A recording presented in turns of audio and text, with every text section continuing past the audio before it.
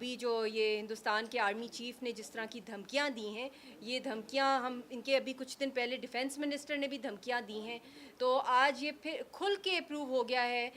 کہ جو سٹیٹمنٹس آ رہی تھیں کہ ہندوستان کی حکومت اس وقت کسی دباؤ میں تھی کہ انہوں نے ٹاکس جو ہیں وہ نہیں کی پاکستان کے ساتھ، مگر یہ کھلا پروف ہے کہ ہندوستان کی جو سول بھی ہے، گورنمنٹ ہے اور ملٹری، سب جو ہیں اس وقت وار سینٹرک ہوئے ہیں، ان کو وار ایفوریا ہوا ہے اور اس وقت ان کی یہی کانسنٹریشن اور سب ایکول فوٹنگ پر ہیں اور سب لوگوں میں ایک کمپیٹیبلٹی کمپلیٹ ہے کہ دونوں کی طرف کا نیریٹو صرف یہی ہے کہ ہم لوگوں نے جو پاکستان کے خلاف جو ہیٹ کا پروپیگنڈا ہے، کشمیریوں کے خلاف جو ہیٹریڈ ہے، ہم نے یہی پالیسیز کو لے کے چلنا ہے، مائنورٹیز کے ساتھ بھی ہم نے یہی کرنا ہے، وہاں پہ جو دلتس ہیں، وہاں پہ جتنی بھی مائنورٹیز ہیں، چاہے کرسچنز ہیں چاہے سکھ ہیں، ان کے اوپر بھی لارڈ صاحب کو زیادہ اس کے اوپر ان کی ریسرچ بھی ہے اور ان کی کافی آواز بھی اٹھتی ہے مائنورٹیز کے بارے میں، کہیں بھی اگر دنیا میں کچھ ہو رہا ان کے ساتھ برا، تو اس وقت فل کنسنٹریشن ہے بی جے پی کی اور جو ان کی انڈین آرمی کی کہ کسی طریقے سے آلریڈی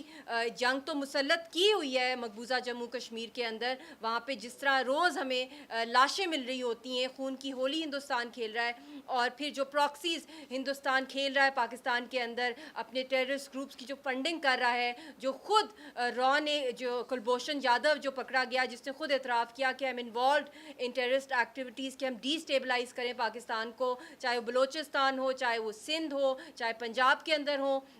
پاکستان کے اوپر ویسے ہی ایک جنگ مسلط ہندوستان نے انڈائریکٹلی کی ہوئی ہے، چاہے وہ افغانستان کے تھرو پراکسیز ہوں، اسی وجہ سے کی ہوئی ہے، جو میں بہت سالوں سے بات کر رہی ہوں کہ بیک برنر پہ نہیں ہونا چاہیے کشمیر کاز کو، فرنٹ پر ہونا چاہیے، فرنٹ پہ اس پہ کھیلنا چاہیے، ایڈوکیٹ کرنا چاہیے، کیونکہ اصل بون آف کنٹینشن کشمیر کا مسئلہ ہے اس پورے ریجن کے امن کے لیے۔ اور ابھی بھی جو پاکستان کے الیکٹڈ پرائم منسٹر نے جو ایک لیٹر لکھا پرائم منسٹر مودی کو ہندوستان کے، اور بہت زیادہ ریکویسٹ کی کہ آپ ڈائیلاگ ریزیوم کریں، اور انہوں نے اپنے ایکشن سے بھی دکھایا کہ ہم لوگ چاہتے ہیں کہ بیٹر ٹائز آئیں، مگر کیا جواب ملا؟ تو میرا یہی میسج ہے پاکستان کی ساری پولیٹیکل پارٹیز کو کہ اس کے اوپر ایمرجنسی پہ آل پارٹیز کانفرنس کی جائے، کشمیر کا جو مسئلہ ہے یو این کی ریزولوشنز کے مطابق حل کیا جائے، اور پاکستان کی کانسٹیٹیوشن میں بھی ہے جو کہ ایزیلی اس کے اندر ہے 257 آرٹیکل جو ہے،